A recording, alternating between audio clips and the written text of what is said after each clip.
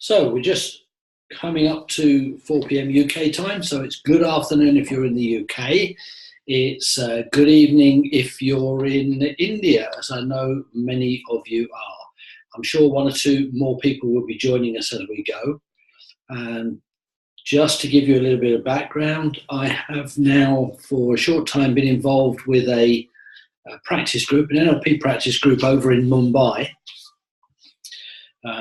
A very active and excellent group that it is. So for any of you NLPers out there, if you're not in an NLP practice group, find one or start one.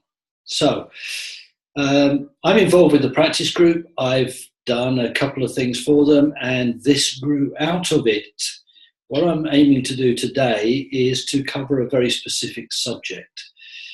What you might want to do is to grab a piece of paper and a pen or a pencil to take some notes, because as you can see, I am hands-free, no PowerPoint, no flip charts, and I did experiment with having some hold-up cards, and then I discovered, interestingly enough, that when you write on them, it looks great on screen here. When you play back the video, it's all reversed, so I need to play with that piece of technology. Anyway, today's subject for our little masterclass is what I call the NLP 5-step success process. To give you some background, I've been around the world of NLP for about 20 years now, first as a practitioner, then master practitioner, then into the world of being an NLP trainer, and for about the last 9 years as an NLP master trainer. And my experience of watching many people in action in using NLP patterns is that they tend to, many of them, not all of them, remember to establish some rapport with the person they're working with, and then they kind of dive straight into doing a pattern, whether it be an anchor or a swish pattern or a parts integration or whatever it is. They dive straight in there. And later on, they wonder why either it didn't work at all, or it didn't work as well as it could, or how they could improve it. And I'm going back about 15 years now to when I started working with this 5-step process. And I discovered that, one, it gave me an excellent structure to a session with a coaching client. Two, it was providing a good level of change, a deep level of change in the moment. And three, it became a lasting change. And I think that you, like me, probably want to do the best that you can do in using your NLP. If you don't, you can probably leave the room now. So my aim today is to talk you through this step by step. And at the end of that, I'm going to suggest that you go away and you adopt this process, and then give me some feedback. You can always email me on ralph@ralphwatson.com with some results from what you have been doing. I look forward to hearing from you. So without further ado, let's look at this process. The first step is what I call RRROE. That's RRROE. And what does that stand for? Okay, well, the first thing is, as an NLP professional, whether you are a practitioner, a master practitioner, a trainer, coaching, therapy, whatever, you need to put yourself into a resourceful state. You need to have confidence in yourself and belief in yourself and the tools and the process that you're using. If you don't, then be not surprised if it doesn't work very well. You know, I can remember going and sitting down with a coach some years ago to listen in on a session, and it went something like this. Welcome, thank you for coming along to see me today. I know you've got a bit of a problem. In fact, it's a big problem. And what I'm hoping we'll be able to do is I'm going to try some NLP techniques with you, and if they work, then that should get rid of the problem. Now, I don't know about you, but if I'm sitting in the room with a person who speaks to me like that, my level of confidence in that person as a professional is going to go fairly quickly on a descending scale. You need to put yourself into a resourceful, self-energized, self-confident, belief-filled state. Only then are you ready to start building rapport with somebody. Because remember, the second R is rapport, and you need to pace them and lead them. So if you are in a resourceful state, you get into rapport with that person, then you are going to be pacing and leading them into a resourceful state so that they have confidence in you, they have belief in you, and they have confidence in themselves and the process. So you've got a resourceful state in you, a rapport with your client. The third R, of course, is that it puts them into that resourceful state. Now, whatever else you do from here on in during the session, maintain that energized, resourceful state in yourself, maintain the rapport, maintain that resourceful state in them. It's about 30% of the job for you. The O is very simple. To have an outcome, you must be clear about what it is that you want to achieve with and for your client.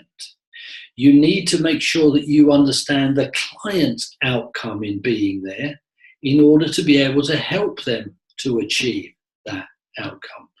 Now, this all sounds like I'm teaching you some really basic things. And yes, I am. What I'm doing here is stressing the need to go back to the basics, because as any good golfer, any good tennis professional, any good footballer, rugby player, cricketer, any sports person will tell you, you build on the basics. So get the rapport, get the resourceful stage, develop the outcome, and then make sure you are checking the ecology. If you are going to create and help your client to create a deep and lasting change in themselves, they need to be fully aware of the possible impact and consequences of what they're about to do. Because it may be that it will have a good benefit, a good impact in the consulting room, but get into the workplace and it may be not quite so good. So you need to think these things through. So do a strong ecology check, a strong impact check. So then you can be sure. I'm getting a message here from somebody saying, I can't hear you. Sound is all on at this end. You might want to check your volume at your end, my friend. Okay? Good. So that's your first step, RRROE. Step 2, and this is the bit that too many people miss. You've got to get a good pre-frame in there. For all of you NLP practitioner level people, you know about frames, you know about reframes. The pre-frame is where you set up the process. Now, the reason for having the pre-frame is multi-leveled. First of all, it gives you an opportunity to do an ecology check, an ongoing ecology check, as you are explaining to the client what it is you're going to be doing. You know, I have a great dentist. His name is John Taylor. And one of the reasons I love John is because whenever I go to visit him, he sits me in the chair and he talks me through everything he's going to do before he puts his hand in my mouth. It's very comforting to have an understanding of the process. So it gives you an opportunity for a ecology check. It gives you an opportunity to explain to the client what is going to be happening. Because, you know, a lot of people, when they first come to an NLP professional, they're not sure what to expect. They may even have heard some weird stories about people who make them walk up and down the carpet or close their eyes and float in space, things like this. So, gives you a chance to explain. The third is, when you start talking them through what's going to happen, their unconscious mind will start to rehearse. It will start to run. So what happens then is you are already starting the change process before you actually get into doing the pattern. Okay? Another area there is, this is the opportunity to start using your Milton language. Your pre-frame should be loaded with Milton language, loaded with presuppositions of success, and loaded with the kind of language that is going to start that change happening before you get into the pattern itself. So your pre-frame is vital. It also gives you an opportunity to get permission, because if you're going to do some of the patterns that we run may require that you touch your client. It may require some interaction with your client. So you want some permission in order to do that. It also gives you an opportunity to continually check that they're comfortable and to get them set up. So now we have the whole rapport thing running, resourceful states, you have your outcome set, you've checked your ecology, you've got into a pre-frame. The next step is the easiest part, really. The next part is to actually run the pattern. So whatever it is, whether it's a kinesthetic anchor, a collapse anchor, swish pattern, parts integration, whatever it is you're going to do, this is where you run it. Now, this is the part where you really need to be competent and confident in what you're doing. So no matter how much practice you're currently getting, get more. Practice as much as you can. Practice with friends, practice in a group, any opportunity. Get these patterns out of the bag and practice them, run them. Get the language right. Your language is key. It's not just about a magic finger and a touch or swish, swish, swish. Your language is critical.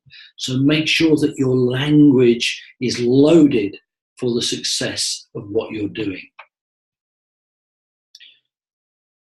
When you run the pattern, make sure that you run it fully. Make sure you're using every element of your sensory acuity in order to be able to tell what is happening in the state and in the process with your client. Okay? Feedback from your client is vital. And I don't mean asking him how you're doing or asking her how you're doing. I mean, you should be observing all of the characteristics. Watch for state changes, watch for breathing changes, watch for skin tone changes, watch for shifts in eye movements. Anything that tells you that this is running and this is running well. Keep that going. Get to the end of running that pattern, and step 4 is also crucial, and that is that you must test the pattern. The test does 2 things. Tells you how well you've done, tells them how well you've done. Now, I've been around this stuff for a long, long time, and I'm going to tell you now that there have been many times in my career with NLP when it hasn't gone as well as I wanted it to go. It hasn't finished where I would have liked it to finish. So what did I do then? Did I run screaming from the room, wailing, woe is me, I'm a failure, I will never touch this NLP stuff again? No. I use the test as an opportunity for a convincer, and also I use it as an opportunity for me to do other things if necessary. Remember, one of your presuppositions in NLP is about flexibility. You must have total flexibility. So if I run a pattern and it does not finish as well as I want it to finish, I language it such. I will say something like, now, you see how much of a difference that has made. That's really good. And I think this could be even better. So what I want to do now is to go to the next step, and I will then pre-frame either a strengthening of that pattern or running something else parallel to it. It's in your hands. You're the professional. You're the expert in the room. So remember, your test is your opportunity to make sure that it hits the nail on the head. Do it and do it well. Having tested, you then want to you then want to future pace that change. Why do we future pace a change? Well, there are several reasons for this. One is it gives them an opportunity to rehearse a new behavior. And that is what most people think of as a future pace. They will say, so think of a time in the future when this is going to be really useful to you, and imagine yourself firing this anchor or doing this or doing that, and notice how much of a change it makes. And as a future pace, that's okay. That's okay. I've got a different frame on a future pace. I use a future pace as a multi-sensory change anchor. What I will do is I will take my client into a future and I will anchor the change to 3 different events that I know are going to occur: visual, auditory, and kinesthetic. And it goes something like this. I want you to imagine that you are a client. I might say something to you like this. So what I want you to do now is to just close your eyes, and I want you to just take yourself forward in time, because in a little while from now, not yet, in a little while from now, you're going to go out from this room and out from this building.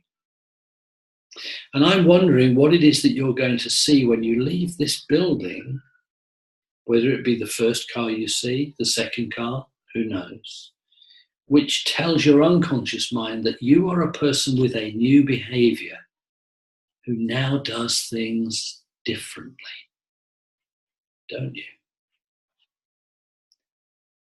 A little later on in the day or into the evening, you may have a conversation with someone, and even as you listen to their words, your own new behavior, your new change will become firmer and stronger in you, won't it? And finally, when you get to the end of the day and you settle down to sleep, even as you relax in your bed and feel the comfort of your own bed as you close your eyes, you know that that is the feeling of someone who is closing their eyes, and when they open them in the morning, they will be seeing, hearing, and experiencing the world with a whole new behavior, won't you? Now that is a multi-level future pace, using it as an anchor. And I can tell you now, that really locks a change process into place. It is phenomenally effective and successful.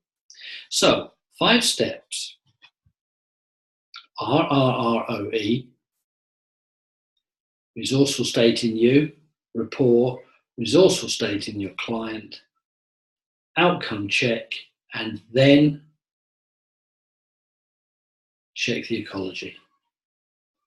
Do your pre-frame. Your pre-frame is vital. Load it with Milton language. Use it to set up the process. Use it to establish the ongoing ecology check. Use it to get permissions where they're needed. Run the pattern. Run it well. Run it thoroughly. Load it with language. Do it by the textbook. Stick to your basics. Test it. Test it thoroughly. Test it so that you know it's worked, and so that you have the option to do more if you want to or need to. Then future pace it to lock that in. So those are your 5 steps to success. Now, I am a person who likes to give great value, so I'm going to add one to that and give you number 6. And number 6 is the cracker, and that is the identity update. So let's imagine for a moment that someone comes along to you who has a confidence issue when they are public speaking. So you may decide that you're going to do a circle of excellence process with them. You go through the RRROE, you pre-frame it so they understand what's going to happen. You then go into the pattern itself and you do it step by step through the circle of excellence.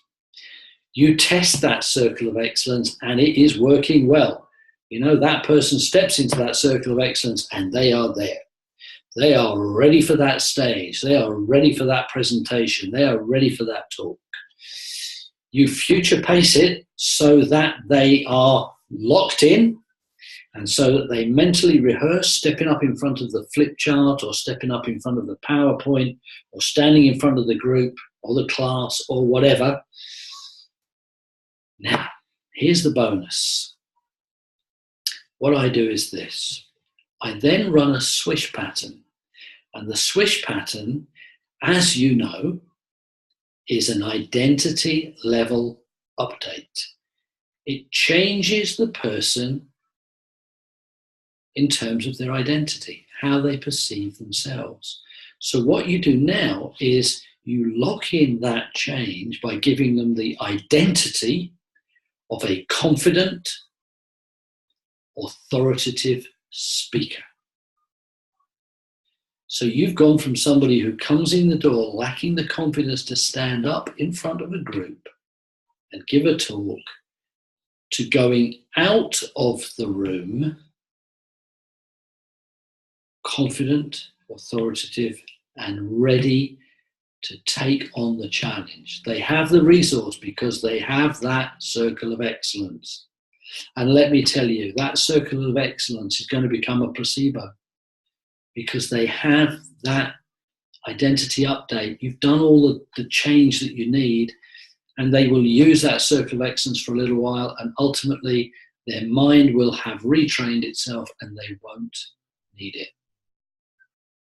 So that is the 5 steps to success, plus the 6th step, the bonus, which I'm delighted to have added to that. Let me kind of close off this session by saying I've got the chat on here. If anybody has a question, please feel free now to type that question in and I will answer a few questions. While you're thinking about that, let me tell you this. I intend to upload this video to my YouTube channel a bit later on today, and I will be posting the link on my Facebook page, posting the link in my Facebook group, and I will be posting the link into the Mumbai practice group as well, so you guys will be able to access from there. Hi, Mark. Good to see you. You are forgiven for your lateness, my friend. You've missed all the meaty stuff, my friend, so you're going to have to watch the video a bit later. Good to see you, though. Okay, I'm getting a question here. Could you please summarize the 5 steps and the 1 bonus step? Jaldeep, yes. Listen carefully. Step 1, RRROE, resourceful state for you, rapport, resourceful state for your client, check the outcome, check the ecology. That's step 1. Step 2, pre-frame, load the language, load the Milton language, talk them through what's going to happen. It starts the pattern running. Step 3, run the pattern. Run the pattern well. Make sure you know what you are doing. Load the language. Do it by the book. Step 4, test it. Test it thoroughly, because testing it will enable you to check just how well you've done. It's a great convincer for your client, and it gives you the opportunity, if you need to do something more, do something bigger. Step 5, future pace. Future pace it by enabling them to rehearse and lock in that change. And as I've already mentioned earlier, you can actually anchor it to 3 different modalities as they go from your practice room. So that's your 5. Your bonus step is the identity update using a swish pattern to give them the locked-in identity of the person with the new behavior, the new belief, the new resource, whatever it is that you have done. So those are your 6 steps. Okay, hope that helps you, Jaldi. Karen has asked a question. Do you use hypnosis as well? Karen, yes, I am certified hypnotherapist. I do use hypnosis. It's not necessary a lot of the time if you are running your NLP well. Hypnosis is a great tool when you need the hypnosis. A lot of the time you can run your NLP pattern, bingo. And it in itself, remember, is a kind of indirect hypnosis, because if you're loading your language with Milton, it's going to run. It's going to run wonderfully. Hope that helps you. Oh, yeah, Mark says all languages, hypnotic stroke persuasive. That's right, as I've just said. If you are using your language correctly, remember, it's not just about the words. It's about the way you use them. It's about your voice tone. It's about your pacing. It's about your leading. You create the new reality along with the client. Okay, any other questions? I'm just scrolling back up here. Nope. Okay. So that's the end of the questions. Let me just, another one, Bavik. How can we learn Milton language? Are there any good books or videos available? I am assuming, perhaps a mistake, that you have done your NLP practitioner program. If you have, then you should have had a very good grounding in Milton language. If you have done any level at master practitioner, you will certainly have a good grounding in Milton language. And yes, you can go on to Amazon and you can find books on Milton modern language, or you can email me, ralph@ralphwatson.com, and I will be happy to recommend some for you. Okay. And Dennis is saying David's book is good. Yeah, David Lincoln, Dr. David Lincoln, for those of you who are in India, contact David and he will be more than happy. Okay. This video is going to go up onto YouTube, so you'll be able to download it and watch it again. If you have questions following it, please feel free. I'll repeat it, ralph@ralphwatson.com, to email me and I will answer your questions. I hope that you have found this useful. I hope you will go away and adopt this. And it is my hope that you will continue with your NLP journey with great success. I wish you all well with it. For now, I'm going to give a few seconds for 2 last questions. Okay, I've got one here. Anna, what are all the programs could one include while design? What? Okay, Nana, email me, ralph@ralphwatson.com, and we'll discuss your question. How to overcome fear, Chundari. You've got a number of choices as an NLP practitioner with that one. That's going to depend on what your fear is based on. And Harshida, what is the best way to cure depression? Email me. We need to talk about that because depression is a very big subject. Okay. Time for me to say goodbye. Glad you've all been here. Thank you so much for giving me your time. I hope you found it useful. I look forward to interacting with you again. Please stay in touch. There will be more to come. Take care. Love you all. Bye for now.